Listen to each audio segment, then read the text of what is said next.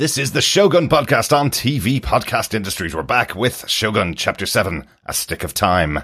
What happens if he surrenders? We will be marched to Osaka and forced to grovel at Ishido-sama's feet. Toranaga-sama will be sentenced to death. And half his men will commit seppuku out of allegiance to him. My Erasmus is still moored in that cove. If you could get me the clearance I need to go aboard, then tonight I could go below, test the bilges. Easy dive over the side, check the keel. She'll need careening and scraping. Yabushige's men could help with stepping the spare bowsprit in the hold. I fixed the sail myself. Then we could be out of that channel and we could...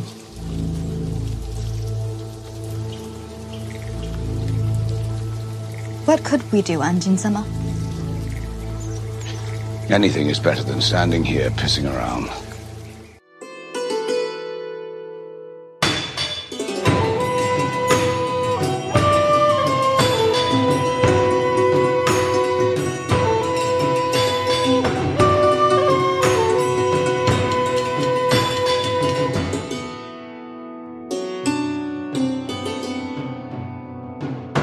Welcome back, fellow warriors, to TV Podcast Industries. We're talking about Shogun, Chapter 7, A Stick of Time. I'm one of your hosts, Derek. Hello there, fellow warriors. I am one of your other hosts, John. Yes, a stick in time saves 9. It does. I mean, a stitch in time saves 9. That's right. I was trying to work out what a stick of time was for most of this episode. Until it actually happened. Yeah. I was like, is it a candle? Because a candle burns for quite a long time. So it could be like 6 hours of your time. But, well, I like that. I don't think I ever have recalled that kind of process that you have a stick of my time.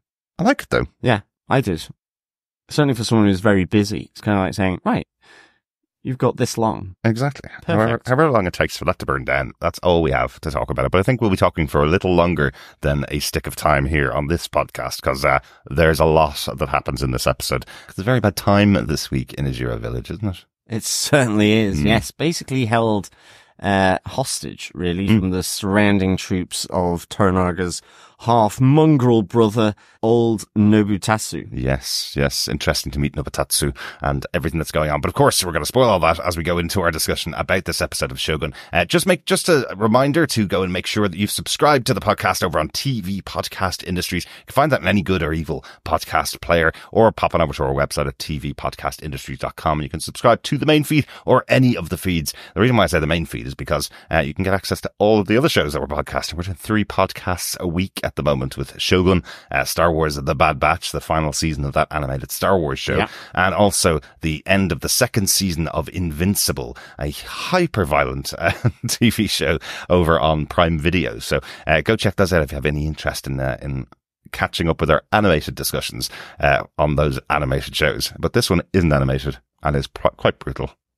And very adult. Yeah. Yes, absolutely. And it's fantastic. It's great to be back after a break. We did up to episode 6 through the screeners that we got. And now we are going episode by episode till the 10th and glorious episode. Yes, but are still very lucky to have our screeners in advance, so we're able to record ahead of time. We got them back again. We did get them back the last 4 episodes. So looking forward to talking about those. But we do still want to hear your feedback. We want to hear from you what your thoughts on Shogun. The big difference, I suppose, since the last time we recorded is it's all out there now. People have been watching it, and wow, it's hitting hard. People are loving it. Yeah, they are. Absolutely. Yeah, it's going down really well, and rightly so. It's such a great show. Really, really exciting every week with everything that's going on, all the movements and machinations in Japan. Well, that's it. It's all that kind of cunning and, as you say, the machinations, all the kind of double speak, the subtlety of it. So good.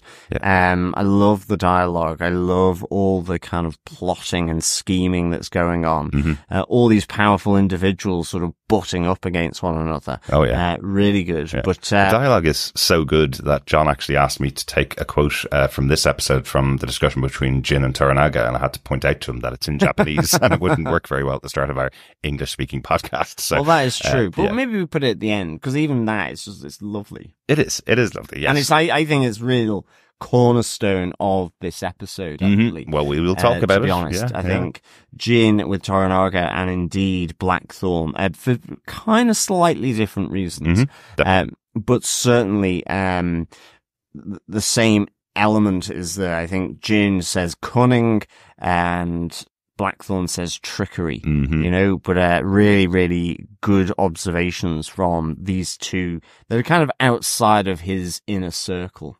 Well, yeah, exactly. Or maybe have made it into his inner circle after this episode anyway. But let's get into our discussion about this episode of Shogun. Let's take time. Derek, who gave us what, when, where, how, and why? Well, the show, of course, is based on the James Clavell 1975 novel of the same name. The show was created for television, of course, by Rachel Kondo and Justin Marks. The writer of this week's episode was Matt Lambert. His second episode of Shogun, and he also wrote episode 5, Broken to the Fist. And this episode was directed by Takeshi Fukunaga.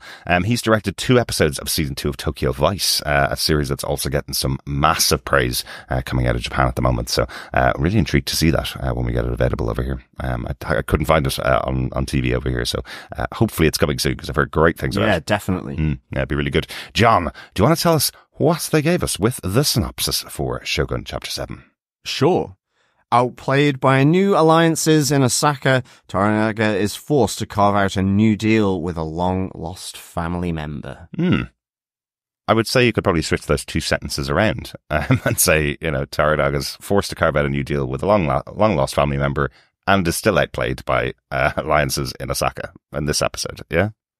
Feels like it starts that way and ends by the end of the episode as he's been outmaneuvered once again by the new alliances that are in there, doesn't it? I guess so. Or is he? Yes. Or is he? Is the question, yeah. Is he, isn't he? Because I think that's the importance of his sticking time with Jin. Yes. And also the kind of defiance of John Blackthorn as Toranaga is submitting to Nobutatsu, his half-brother, to go to Osaka.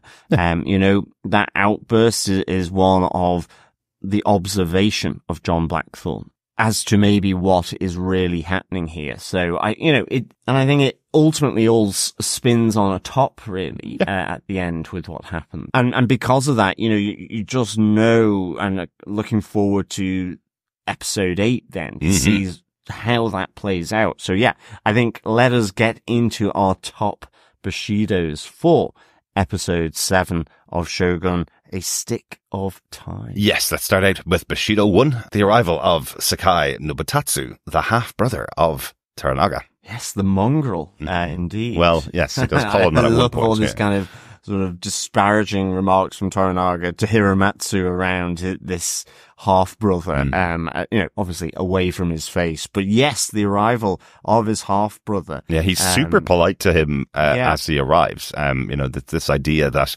obviously after losing so much of his army in the earthquake, that he has to reach out to his half-brother, who he hasn't spoken to in a very long time, as Hiramatsu says, probably too long to be calling on him for aid. But that opening moment, it does feel like he's extending this hand of potential friendship and trying to reignite their relationship between these two that don't seem to have gotten on very well. There's an interesting line from Nobutatsu who kind of sums up the situation, saying things have gotten so bad that you summon the vast legions of your mediocre brother.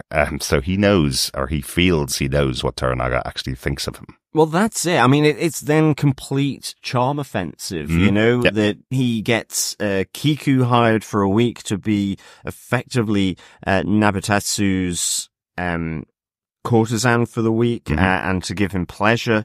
He is, before the proposal, that official proposal, they're going to share those stories, get good and drunk. I think they say, can take in the hot springs of the area. It really is a charm offensive. As to whether it's going to be wasted on him, because I do feel as though Sakai is very clued in to see that this is a move that at least outwardly looks desperate because of the decimated army, which, he has noticed in riding in to the Ajira area. And he's in no doubt that in some ways he is also being used here. Oh, absolutely. I think he probably understands Toranaga. Not say that he's breached that inner wall of his to know his exact thoughts. Doesn't know his third heart, I don't think. No. But I think he understands the level of Toranaga here in terms of how he plays the game. I agree, yeah, absolutely. But I also think the charm offensive does slightly work. because we do hear over dinner that Nobutatsu is looking for the offer and wondering what it could be. Could he potentially be Lord of Isu, because he likes this place so much, and the springs seem to be quite good. Kiku's obviously doing her job quite well, and he's kind of going, oh, well, maybe I could take over this whole area.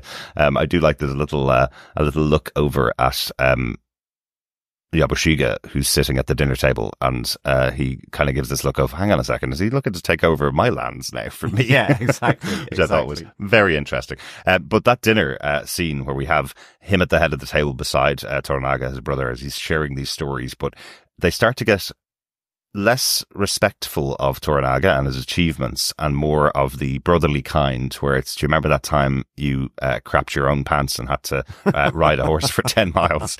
And then realizing that he's surrounded by all of Toranaga's men, who are not laughing at the jokes at their lord's expense. He kind of pulls it back and goes, oh, I mean, just how far you've come since that time. Yeah. When let's stare down at our bowls of sake kind of thing as they're swigging away. Yeah. No, I love this. I kind of did like just the exchange of stories, even with Nagakado. You know, it's a long time since he's seen his nephew, and it's like, you know, your chin was as hairless as your balls the last time I saw you. You know, all this.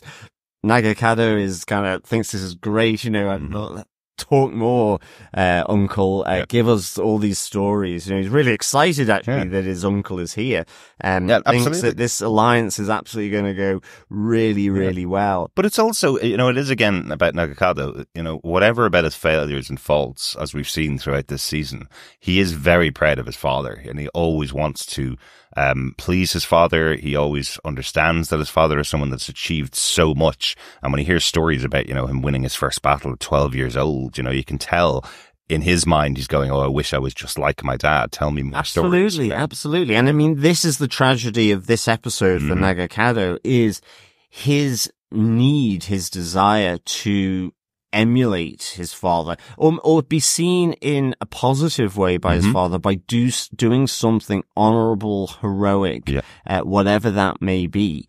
But also he has real true faith in what his father can do, how his father is playing or deciding on his options of what to do. I think he sees this master tactician, as his father. He understands that. He's probably been brought up in the court at Edo, in Osaka, with these tales of, you know, as we do get that kind of flashback to 40 years ago as, you know, the boy warlord who, is victorious in battle. Yeah. And this is the same thing that is kind of being projected by Nakado himself onto him, that he wants to be this warlord boy, to become a man, this idea to sort of fulfill manhood, but with honor, dignity, like his father has always done. You know, effectively Toranaga is the classic example of, you know, the graceful swan, but he is pedaling hard and fast underneath the waterline. Yeah. You know, not showing, his maneuvering, his, and as you say, the third heart element, his true desire, his true of what and intentions of what he's going to do. So, so I really like that.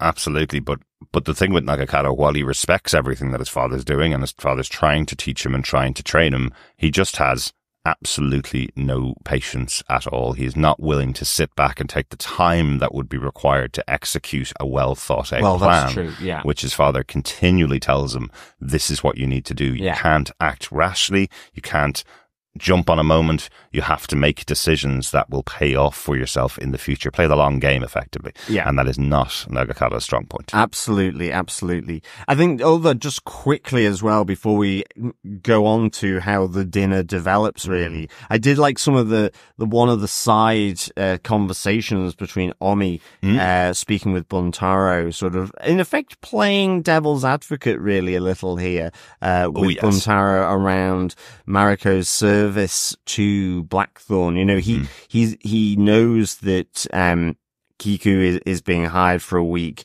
and Jin kind of gives him a little bit of a flavor that whilst, you know, Blackthorn's gift of Kiku's services was granted that night he had eyes for someone else, and Omi knows that it was, or deducts that it was Mariko, given she was ordered to be there as well. So I kind of just like him playing that devil's advocate with Buntaro. And of course that plays out over this episode as well. Again, I really like Omi. I like this look at sort of, in a sense, you know, kind of low level, chief of a village, you know, nephew to a much more powerful uncle who, but in his own right is in service to Toranaga. And I like how his machinations as well, but it's just for a different reason to pull him up the ladder. And there is that conversation between him and Nagakado in the hot spring, which I just really, really enjoyed. I love that kind of ruefulness of what's transpired because of their own machinations to become more than what they were at the start of this story. Exactly. So, I think it's really, really good. Yeah, Omi's grasping with both hands the opportunity he's had here to become more powerful like his uncle, you know. I like the comment from Nagakado in the hot springs when Omi's saying, I wish you could just return to more simple times, because they know that the bad's coming, effectively, and Omi's kind of going, I wish we could go back to simpler times, and Nagakado's kind of going, when you were an unknown fishing village and nothing ever happened here, is that what you're looking for? Because you don't seem to want to go back to those times. So Nagakado understanding that while Omi's saying he wishes it was simpler times, he probably just means, I don't want the threat of death over my head anymore. Exactly. That's really what he's waiting for and looking for, because that comes quite quickly in the dinner here. After these stories and after they're not settling very well with Toranaga's men, Nobutatsu asks to have the negotiation now. They've had their wine, they've had their food. He's not willing to wait for the next day. He's too excited by the offer that could be made. Yeah, and he's very impatient, you know, and I love the fact, you know, well, what will I get for this alliance and for the use of my army? Yeah. But it's also in the reveal in that he knows the offer he's already accepted. Exactly. And he absolutely believes that whatever the proposal that comes from Toranaga is not going to match that, because he has been given, you know, one of the top seats at the top table in Japan. Yeah. So I really, really enjoyed this kind of sleuthing and, in a sense, a bit of misdirection from Toranaga's half-brother as well. Yeah, absolutely. But he not only comes armed with the knowledge of the fact that he's the new regent and he's now working for Ishido and he's going to take out Toranaga and his army. That's the first kind of element of it. Toranaga must surrender and be brought back to Osaka with him to answer for his crimes to Ishido. Not only that, Nagakado must also commit seppuku for killing Jozen with the cannons and his men.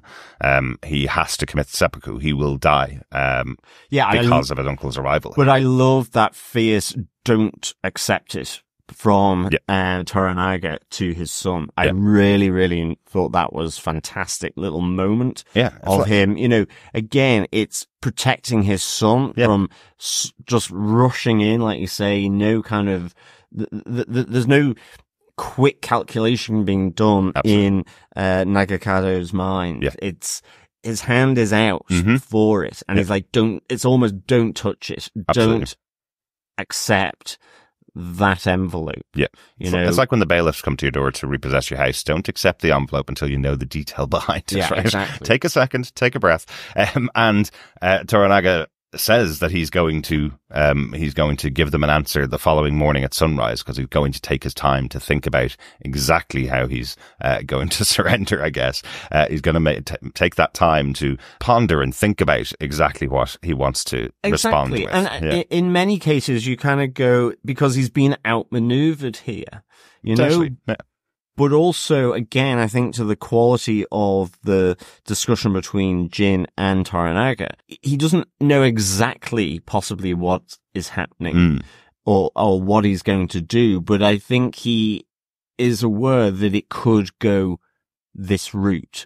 I think Toranaga is someone who plays out all the different scenarios that he's always prepared in some way and is willing to take hold of Lady Luck if it ever comes his way as well. Absolutely. Absolutely. Well, we're about to get there. Is there anything else about Nobutatsu you want to talk about before we move on to our second Bushido? I think he is very confident with what he has been offered by the council for him to go strolling into the heartland of his brother. Oh, yeah. Even with the decimated army, certainly with that phallic hat. That's a man with confidence. It certainly is, yes. Absolutely. And, you know, to play it so kind of calmly, I think. Yeah, it feels like he's coming along going, not only have I gotten your regency position, I've taken that seat from you, Toranaga, I'm now going to take every single other thing. I'm going to take your son. I'm going to bring you back to surrender to Ushida, which means you will die. And I'm going to take these lands from you as well. Yeah, exactly. I'm going to take everything. He has that power and confidence about him as he walks into the town, and we learn it as the episode goes on. So, yeah, it's an interesting character to bring in here, definitely.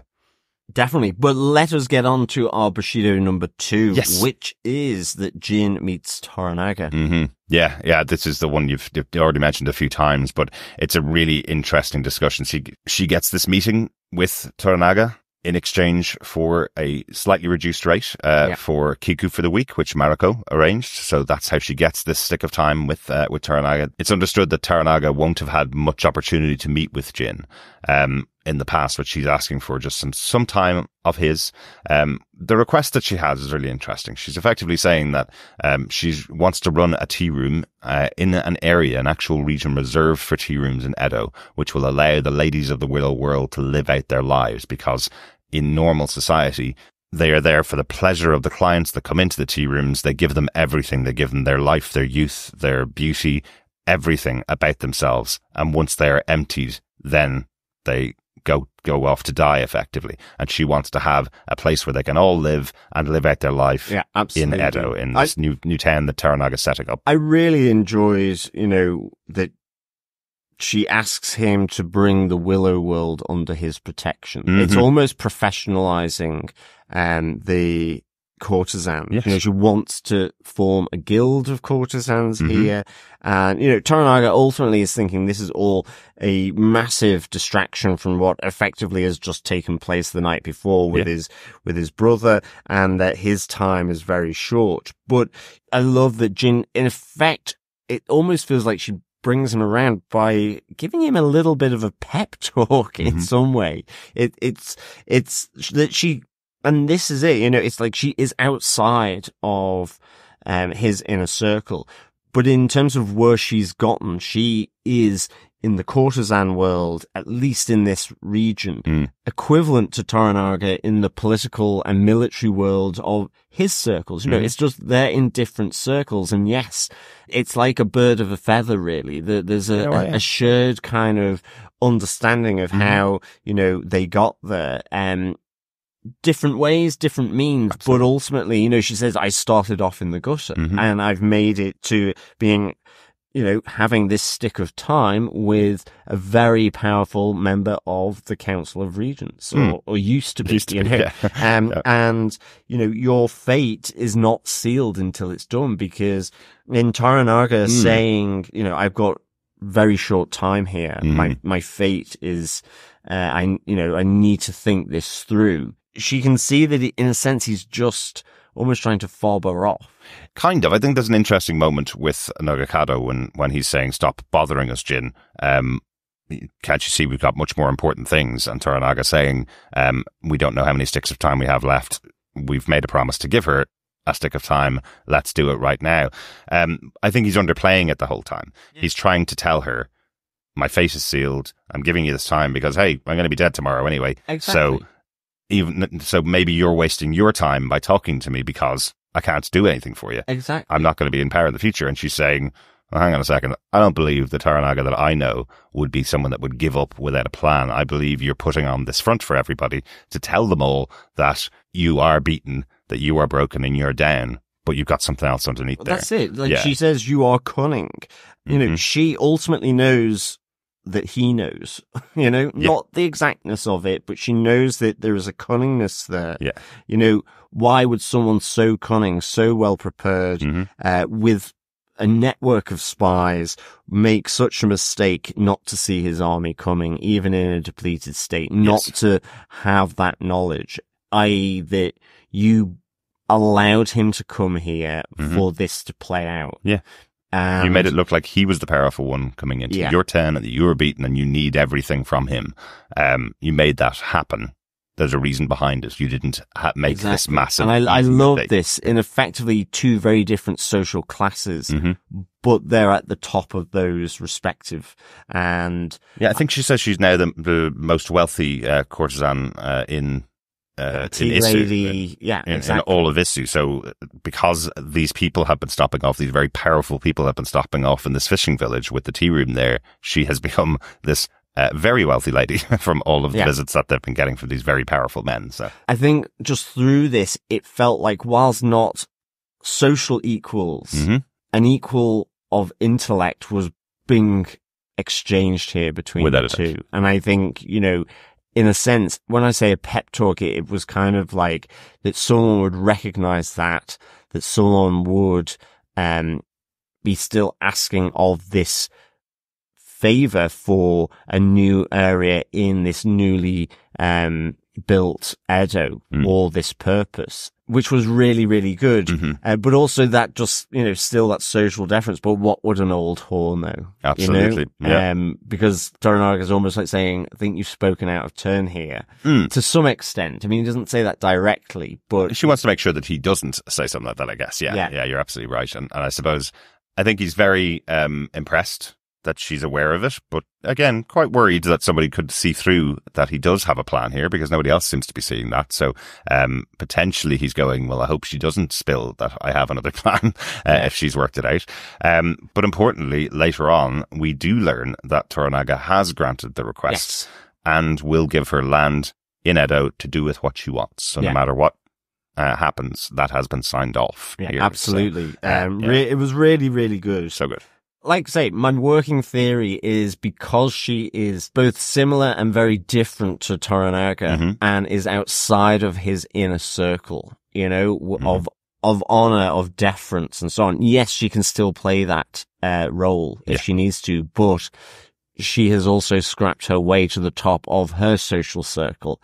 And in a sense, as I say, they are birds of a feather, just in very different circles. Yes, yeah, without a doubt. Oh, such a great scene between the two of them. Absolutely loved it. I thought it was one of the best scenes, and just little. It's just so subtly done. I mean, you could almost say this feels like some kind of weird side scene, but I think it really goes to the heart of Toranaga. Absolutely. And with that, let's get on to Bushido 3, our third major point from the episode.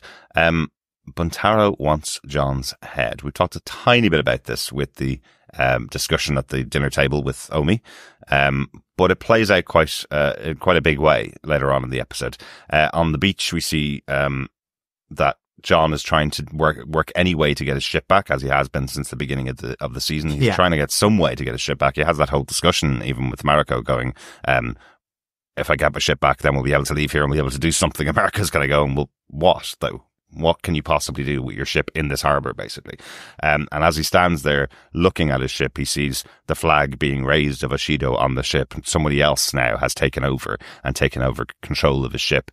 And he meets a pretty angry Yabashige, who has been made to work with and work for at times the Anjin since working side by side with Toranaga. And at this time, he's just been told the third thing that Nobutatsu came to the village to say, which was your offer of peace with Ishido has been rejected by returning the head of his lead general. Exactly. So he goes down to the beach, looks over at John, and goes, maybe it's time for you to give up the pretense that you are a member of the Japanese society just because you stand there wearing the swords, pretending like you have this title of Hatamoto. Take out the swords and fight against me. And they have a small fight between the two of them with Buntaro looking on, and Buntaro suddenly realizes he has a moment here that he may be able to take the head of John Blackthorne. That's a really brutal moment as he's kicked to the ground by Yabashige, and then Buntaro sticks his sword to John Blackthorne's throat. And John, again, frustrated that he doesn't find a way out here, says to Buntaro, do it. Take my head. Yeah. You know? No, absolutely. I really like the thing with Yabushige and John Blackthorne here, because like all of Toranaga's allies, they've just seen these different, titles, gifts being sort of poured onto this barbarian interloper in John Blackthorne. But equally, at the start, we have Blackthorne asking about his role in Crimson Sky with Toranaga, who has no decision made and really is quite dismissive of him. And Blackthorne's like, I don't understand. You do all these gifts effectively mean nothing. And that could possibly be the case, that, Toranaga is so powerful, is so wealthy, in terms of his lands and so on, that he is giving them to elicit a response here. He isn't willing to let him sort of just get his ship and be the artillery fire from the harbor on Osaka. And I think, this is all kind of just these differences, I mean, even with him and Yabushige on the beach, he's like, I'm a pilot of a ship. I don't know one end of the sword from another. Exactly. Hold it properly. Two-handed. Okay, that's what you're doing. And again, there's that balance of not understanding everything that Yabushige is saying to him. He doesn't understand all Japanese here, but he's kind of being told enough to understand that Yabushige wants to go mano a mano against him. Yabushige saying to him, another one that John doesn't understand, about you wish you were killed just like your crewmate, boiled and burnt, the one that happened in the first episode, and then he just kind of goes, I don't even know why I'm talking to you here, and then they have their fight. But it does bleed into Buntaro, of course, as I said, the sword to the throat, but later we see him going directly to Toranaga in absolute anger, saying the big issue that he has here is how Mariko and John Blackthorne interact. The way that John Blackthorne looks at his wife is why he wants to take his head. And what a conversation here with Toranaga, where Toranaga is saying to him, but if you blame the Anjin, then you must also blame Mariko. She must be at fault if you feel that something happened between the two of them. And she is your wife, and you are able to do whatever you want to your wife. You don't need permission. Effectively saying, if you want to take the head of the Anjin, you must also take the head of your wife. Yeah. Which he doesn't want to do and here. Conversely, if he takes her head, he must take John's head as well. So But it's not something he is putting up on the plate as a justification to this request to Toranaga.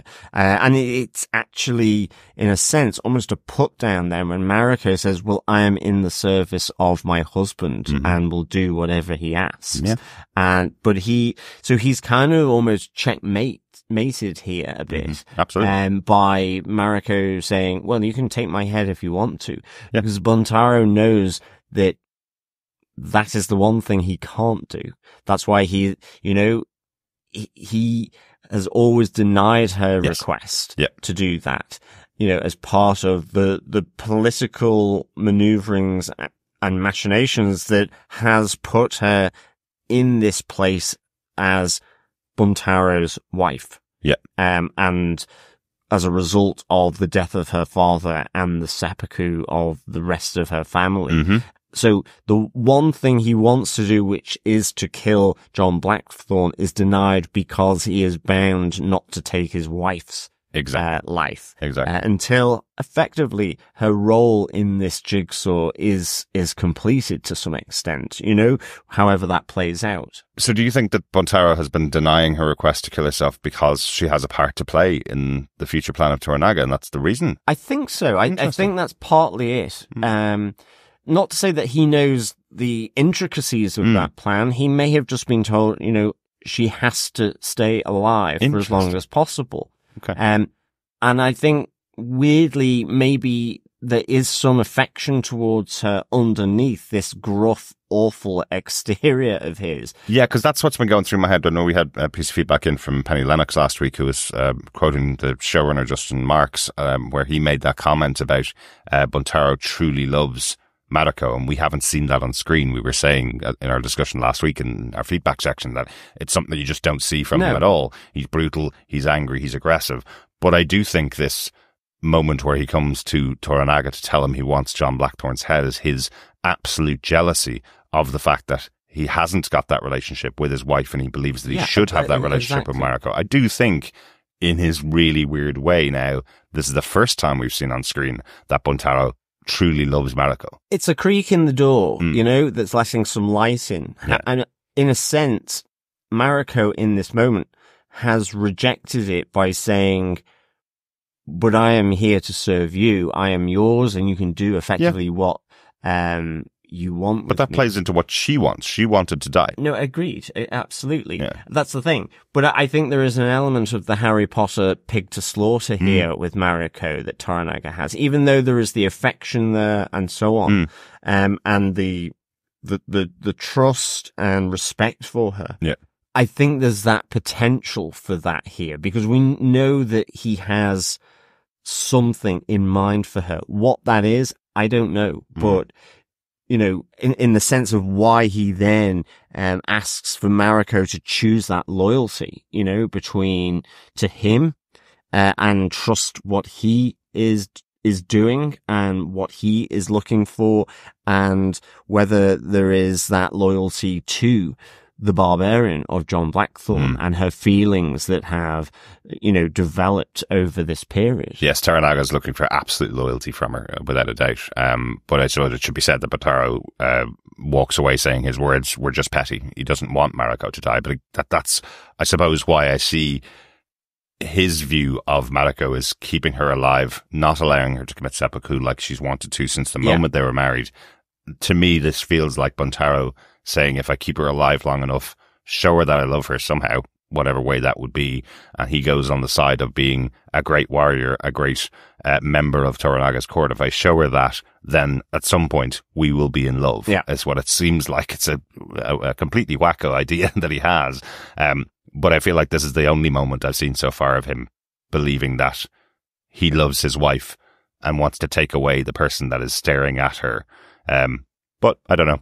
Right. Well, it's also the fact that, you know, ultimately Mariko here chooses Toranaga, but she wants to be freed. I mean, she pulls out a katana and he effectively knocks it out of her hands. Like, this is not the moment for this ritual. Yeah. And he won't allow it. It feels, you know, increasingly whatever he has planned as a result of the past histories between her father, Achiba's father, and all the politics in between.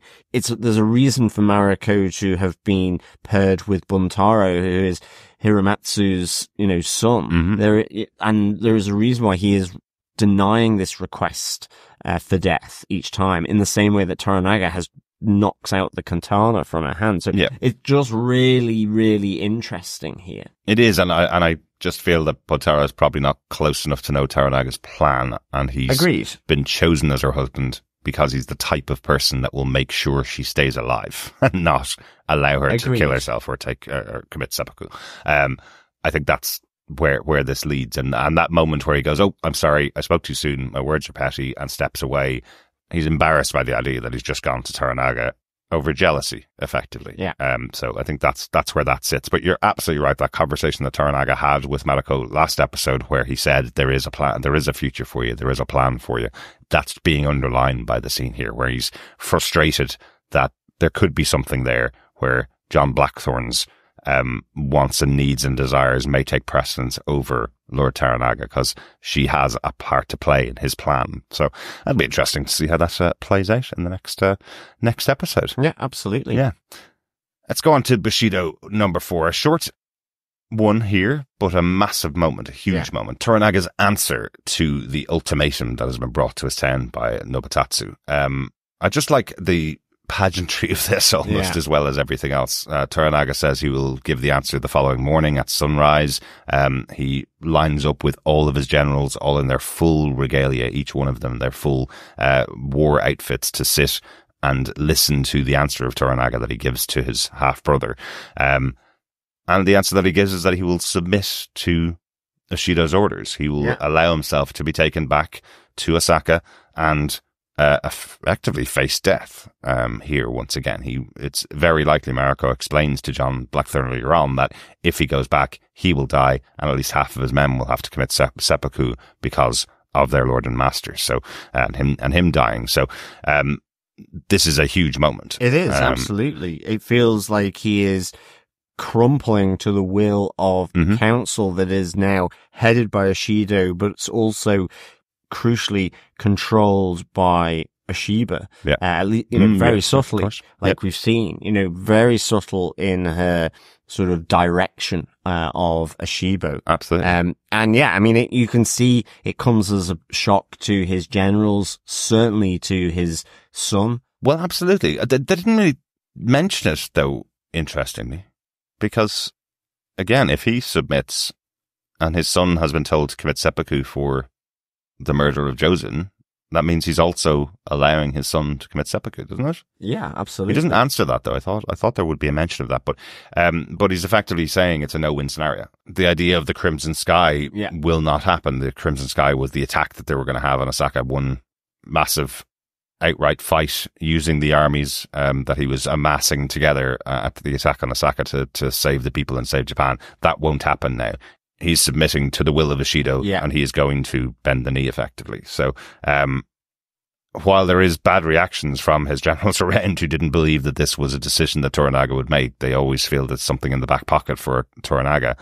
Jon is the one that reacts so significantly. Yeah, I think this is equally significant from Jon's perspective as it is and I think it's equal to sort of the other realization that Jin has, or, knowledge that innate sort of connection as to how Toranaga is playing this. Yeah. And I think, again, it's because he is the outsider. I mean, he is the classic outsider from another country, sort of peering in, through to these customs and so on. He doesn't have that lifelong family sort of connections here, with the Toranagas. And, I think this is where, he's like, as he says, of course, no one other than Mariko can understand him. Really, but effectively, in front of everyone, say, behold the master of trickery, who is willing to lead all his vassals to death, pointing at them. Well, yeah. They can't understand the first part of that, but Jon makes sure they understand the last part of that. He points at them all and says, in Japanese, you will all die. Yeah. Every one of you will die because of this decision. Jon knows he's only alive here because of his alliance with Toranaga and because of working with Toranaga. Toranaga's kept him alive in situations where he couldn't possibly have been kept alive. Remember back when he was in Osaka, Toranaga put him in prison and got him back out, and they escaped from Osaka together. Jon would not have survived there if it was up to Ishido. We know Ishido wanted to kill him back when they were there. So here he is, nailing his flag to the mast, saying, I am part of Toranaga's army. You use me whatever way you want to use me. I am here for whatever fate decides for ourselves, and was told, I haven't even thought of a plan for you by Toranaga. And here he is, having effectively laid down the offer to do anything for Toranaga, and now being told Toranaga's going to give up. He's going to walk away. Don't worry about it. All my men are going to die, probably including you. I didn't even have a decision for what I wanted to use you for in the war. Well, it's interesting because as he walks away, he just, under his breath, he says, crimson bloody horseshit, i.e. Crimson Sky is a pile of horseshit. Yeah. It is like this red herring almost, potentially. Yeah.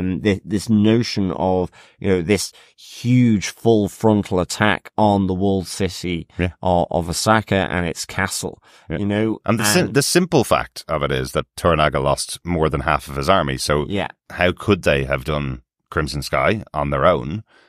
And then the only other option that they had was bringing in the half-brother to join up and bring in his armies, so they would have a greater army, and maybe with the remnants of Toranaga's army and his half-brother's army, maybe with those two combined, they could have still done Crimson Sky, but his half-brother has denied him and said he has to go and give himself up to Ishido. So Jon kind of going, hang on a second here, you had this great plan. but how could you ever possibly be carrying it out? And you led us all along to stand by your side, and he's the only one that really stands up and does it. I think this is massively brave of Jon to call him out. What kept going through my head was Fuji's husband back from episode 1, who stood up and stepped into the room because of the disrespect he felt like Toranaga was getting from some of the regents, and he ended off having to commit seppuku and kill his child. Fuji's only just about alive because of being saved by Hiramatsu. And I kept thinking of that and going, look at Jon here standing up in the middle of all of the warlords of the region and telling them all they're all going to die because they're following Toranaga. That's a massively disrespectful thing to say in front of all these people. I know he's looked at as the barbarian, so they're probably not going to put him to death for the slight there, but it seemed like a massively brave thing to do in that room, because someone's going to take offense to that, or someone... Oh, absolutely. I think so. Yeah, could take it out in Jon in the future. Yeah. And then we have almost a post-credit. I thought that's where the episode would end with Jon's Crimson Sky bullshit. But it goes on to what is our Bushido 5, Nagakado's Last Stand. Yeah. It's really interesting. I think two things in the lead up to this. You know, I mentioned earlier about Omi and Nagakado in the hot springs. You know, Omi lamenting about what's been lost, to reach for more effectively. But Nagakado wants to act, wants to do more, for glory and honor kind of thing. He's overheard by his uncle, who this sort of race for war, for an honorable death, and he just kind of says death is but a lonely walk in the woods. I mean, even earlier, Toranaga is why, says to his son, why is it people who have never been to war are the ones that are most lustful for going into warfare? And isn't there the moment where Nagakado says to his uncle when he's bathing in the springs, he says to him, I hear that your first kill is better than the first time you pillow with a woman. And I think is a really good representation. I really like this character in the show, but he is that representation of the 16-year-old who goes to war in an army that accepts 18-year-olds and falsifies their documents so they can go to war. Exactly. Because they've been told it's such an honourable thing to do. Of course, much respect to the armed forces that go around the world, but a 16-year-old should not be running out to join the armed forces. They should not be falsifying documents. There's a reason why you need to be old enough to make those decisions. And Nagakado is that one who's been looking at all of these adventures in his mind. And no matter how many of those older representatives of wartime factions, people like his father and his uncle and Yabushiga, no matter how many of them tell him it is not all the stories that you've been told, there's much more to it. No matter how many of them tell him that, Nagakado wants to go out there and get his first kill and get his glorious legacy started. It's his position, and it's what I was saying before about the tragedy of him is this look to his father all the time, but never taking on board the caution or the wise words of his father. And with Nagakado as well, there's also a more personal note here when we see him with Fuji, and he's saying it should have been him that stood up to Ishido with the insult towards his father, not her husband. I should have been braver. He rues that, but ultimately I don't think he would wanted to have done that. He knew that overstepping the mark into that council would have been seppuku. So, he tempered it, but there's still that regret that it wasn't him that had that honorable death. His willingness to put his hand out to reach for the letter that tells him to do it. This is all the tragedy of Nagakado, really, I think. Absolutely, and as we said, regardless of whether he stood up to Ishido at the beginning of the season, the fact that he blew up Jozen and his army with cannonballs has also led him to the same place as Fuji's husband. But in that conversation, she tells him, we do what we can when we can. It's not bravery. You take those choices in the moments that you take them because you can at that moment. But if the timing's not right, effectively, there's no point in doing something different. But I do think that spurs him on to his choice here. Absolutely. We do what we can when we can and hope that it's enough. Yes. You know? And in a sense, yes, I completely agree. This kind of spurs him on to taking matters effectively into his own hands by leading then the attack on the tea house where Nobutatsu is with Fuji. Even if it's like coordinated with Fuji, who seems to leave to let, you know. Yeah. So I feel like, I think she knows. She says to him after their bondage sex, I guess, that she has loads more toys available. I'm just going to go out and get them. Go and get them. Now, you stay here. And ultimately this moment leads to tragedy as, you know, he's chasing down Nagakado, who's fallen into the pond. As he goes to make the killing blow on his uncle, you know, he slips on a rock which has his uncle's dressing gown or gown on it, falls back and effectively cracks his head open and kills himself. And you do have that kind of then reflection from that hot spring talk when Nobutatsu says, and where is the beauty in this? You know, in a sense, it's quite rueful as to what's happened. And completely shocking. I mean, this is the thing. This is like, okay, so effectively the heir to Toranaga has just clumsily killed himself. And presumably with no sanction from his father. Absolutely. So, you know, it was just really, really shocking. Like, how is this going to change things? Yeah, exactly. And also, looking at Nagakado's plan, once again, it's not a very good strategic plan anyway. Going after Nobutatsu and killing him wouldn't solve any of the things that Toranaga has to face. It wouldn't solve the fact that Ishido is calling him back to Osaka to answer for his crimes. It wouldn't solve the fact that Nagakado has been told to commit seppuku. It just kills another person. That's all it does. If he had been successful, somebody else would have been sent. So once again, no thinking of the long term, just thinking with that idea of the story he's heard as a child. Yeah. And that's it. It's an awful way to go. Really shocking. Really surprising. Even though we've kind of seen the rashness of Nagakado right from the start. It's an awful way to go, but that's why the reaction of Nobutatsu is so interesting. He's not, I don't know, happy about the fact that he survived or anything like that. He's just looking at his nephew lying dead, going, "There's no beauty in this death." Yeah, and really, you know, it's you see his final breath, as well. Like, it's really tragic. You know, a life lost too soon, too early, in that sense. So, you know, really sort of big ending, shocking ending, really. Not, I mean, even if he had succeeded and killed Nobutatsu, you know, that would have been shocking. Absolutely. He would have gone after him and succeeded. So, like, just a really interesting, as you say, kind of almost epilogue of this episode. Really, really good. Absolutely. Just one other quick thing I want to talk about. It's kind of a note from the episode, but it is the story of Toranaga's first battle, because I kind of think it's important. It ties in a little bit with this last point.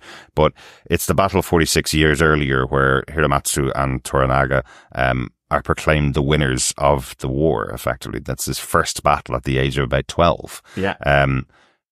And it goes throughout the episode. And I think the reason why they tie it in throughout the episode is because it goes to that concept of the stories told of war and how true or untrue they are.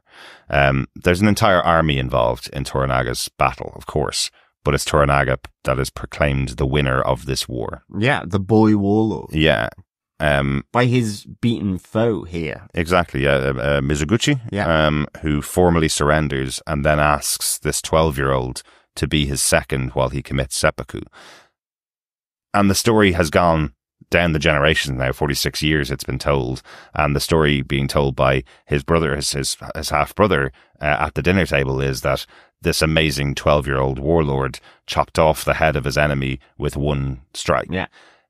And we hear later with Hiramatsu and Toranaga that actually it was more like 9. There was blood everywhere. He was hacking at it for ages.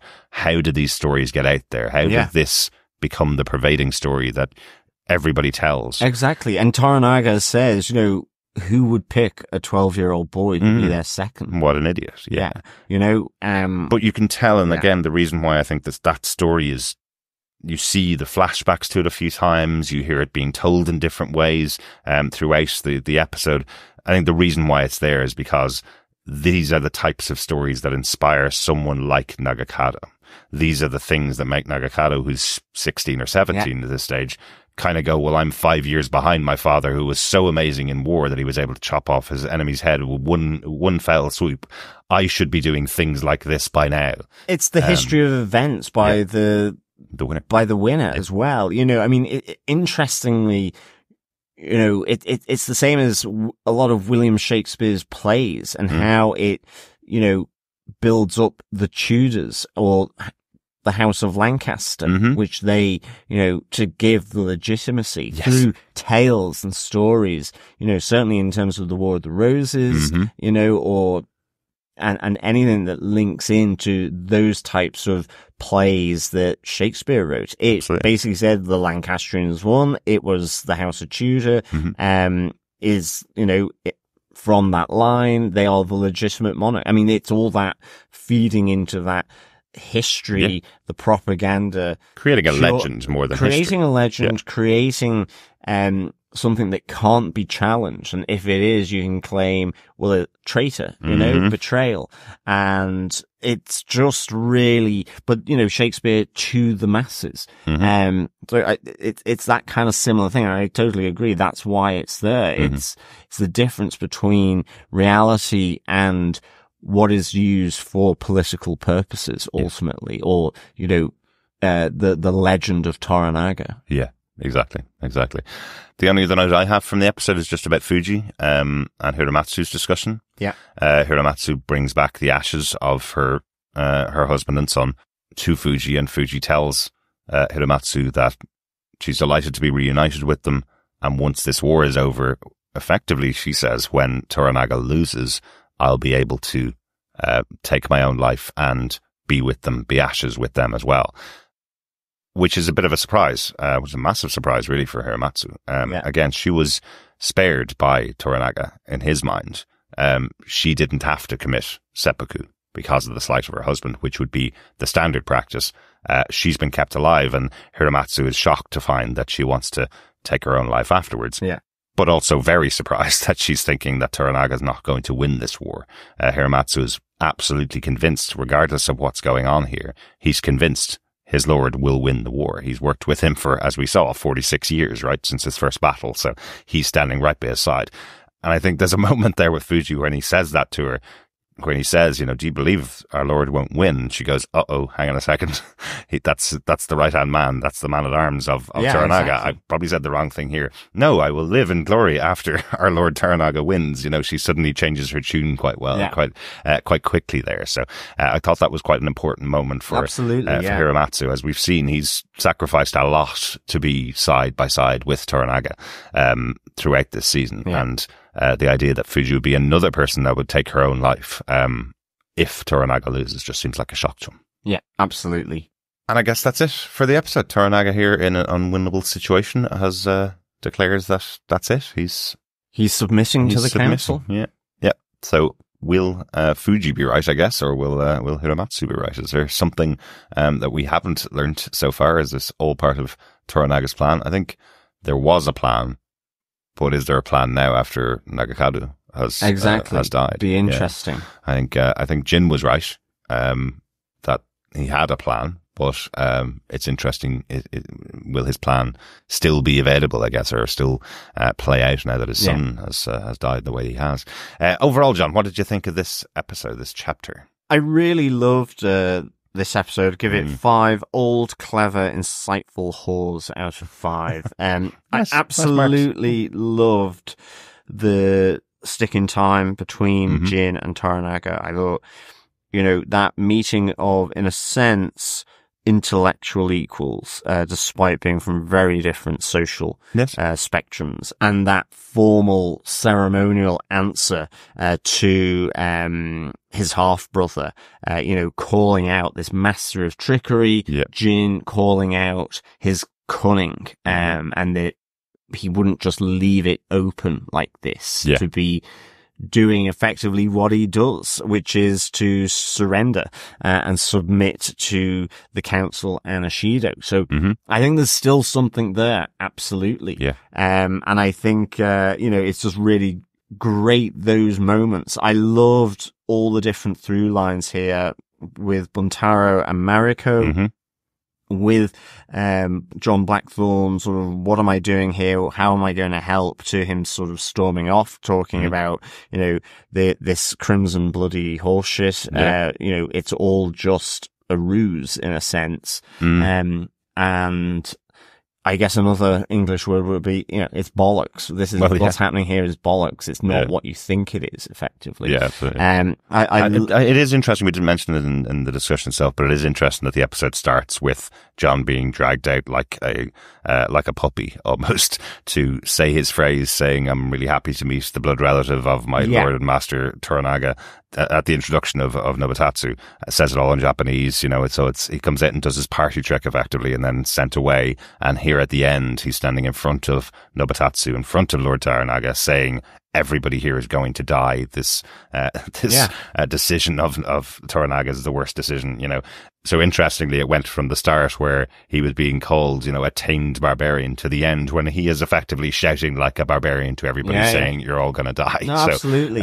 Interesting. I really like, the tragedy of Nagakado here, as well as the more sort of ruefulness, lamenting of, almost melancholic of Omi. But, Nagakado is the one where, he looks up to his father. He wants to be the boy warlord. The flashback that we see that flashback, is in a sense a purified one that has been sort of nuanced and sort of, in a sense, made bloodless over time, to, talk up the power, the tactical ability of Toranaga, even as a child. And Nagakado's need to always seem to be rushing in to fight, to the battle, to war, and never listening to those people that caution against it. I mean, in a sense, the context of this is that with the Taiko, it's been many hundreds of years of civil war in Japan. Yeah. Tons of blood has been shed. What you see with Toranaga, every stage is trying to limit him going on the field of battle, to face his enemies, to circumvent it, to come through a Machiavellian type approach to win through more peaceful methods, or to limit the amount of fighting that there will be. Exactly. And this goes against, and this is opposite to how Nagakado thinks of him in a sense. And yet, the tragedy is that in rushing into fight, he dies. Yeah. But in no honorable or glorious way. He slips on a stone and cracks his head open. Exactly. And that poetic sort of reflection from his uncle, Nobutatsu, of where is the beauty in this? It's just so good. I loved how this all interlaced, in this episode. So for me, I give this 5 old, clever, and insightful whores out of 5. Absolutely. Go Jin. Yep, definitely agree with you. It's a fantastic episode. Another one which is so well written, so well acted. An entire episode of people sitting around talking, and it is another. It could have been an entire battle episode. I thought that is exactly what was happening. I didn't realize until you got 40 years ago. Yeah, I thought, oh heck, something's happened here. Here's a massive battle coming up, but I think it's no lesser for that. The writing is so on point that I'm drawn into every scene. I cannot wait for chapter 8 next week. Really looking forward to it. We do have a little bit of feedback in on last week's episode on chapter 6 of Shogun. Dr. Bob Phillips sent us in a message on Facebook who says, the world is being shook up. All the tentative circling the Great Bears has been replaced with the swiping of claws and the gnashing of jaws. It has to be that the honourable wins out. But will Toranaga manage to make Crimson Sky with diamonds? Well, Cannonball from the docks work. The deeply intimate story of Mariko builds beautifully here too. The flashbacks and the perfectly linear positions set by the courtesan after she signalled her knowledge. While Blackthorn is giving us the ability to see this world, relegating him to mostly an excuse for us to observe balances of power in a way few shows about other cultures I've seen have ever done. Totally agree with you, Dr. Bob. I think the way they're using John Blackthorn throughout this show, it's just exceptional. It's so good to have him this way, as himself trapped within a culture that he doesn't understand at times. He's not our viewpoint character. He's the one that we see in the background. We get his experiences, but we also get the experiences of all of the other characters. We can see what's going on. We can hear it in their voices from what they're experiencing. Yeah. It's not just John looking at them and explaining to us, the audience, what's happening. So I think it's really, really good, the way they've used him in the show. It's so different, thankfully, from so many other shows who take the exact same approach every time. I'm the foreigner. It's a fish out of water story in another culture. It's not. It's and not I'm like here that. to save you as yeah, well. Oh, absolutely. Absolutely. Yeah. That's not going to happen with John when he's calling them out to all die under Toranaga's rule. Absolutely. I mean, and totally agree with you, Dr. Bob. It's the observation of Japanese culture, and I mean the whole scene in the tea room, and I think when Mariko and Fuji are setting up that deal with Jin for Fuji to spend time with Blackthorn. It's all just so well observed, really interesting. Absolutely. I mean, as I said at the time, just that close up of the kind of teacup, and the porcelain. It's just like, it's really fascinating, and it's fantastically done. Absolutely. Absolutely. Thanks so much, Dr. Bob. If you want to send any feedback into us, you can email us to feedback@tvpodcastindustries.com, or of course, pop over to our Facebook group at facebook.com/groups/tvpodcastindustries. You can join us there. We have a spoiler post up for each episode as they come out each week. We will be back next Tuesday with our chat all about Shogun Chapter 8, The Abyss of Life. Oh, I'm already getting very deep. Yeah, it does, especially after, of course, Toranaga losing his son in this episode. It sounds like it's going to be a tough watch. I think so. But cannot wait to see it. Absolutely. As this series of Shogun just keeps delivering and delivering. So thank you so much, fellow warriors, for joining us as always with our discussions around Shogun. Until next week, keep watching and of course keep listening. Speak to you next time. Bye. Bye.